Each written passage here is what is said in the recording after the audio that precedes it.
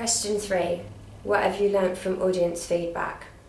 The most important thing I learnt from the audience feedback was to change my sound in my media product, because I'd used too many sounds. They didn't flow together, and therefore the teaser trailer didn't flow well and it was all bitty.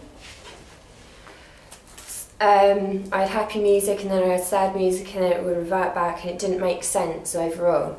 So I made improvements to that. I kept one background music flowing through the whole of it.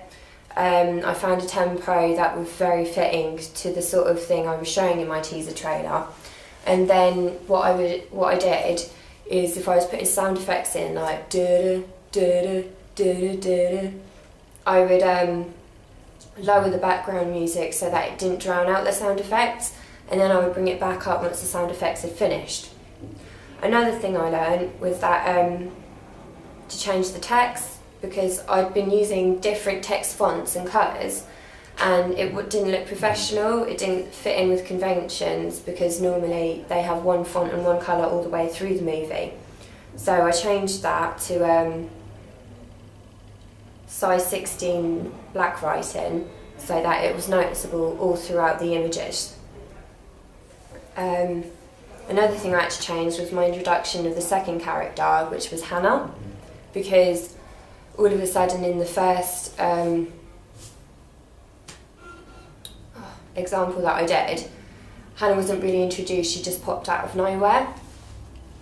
So I changed the text around of what I was writing so that when Hannah came in from behind to follow Georgia's character, it was obvious why she was there and what she was doing.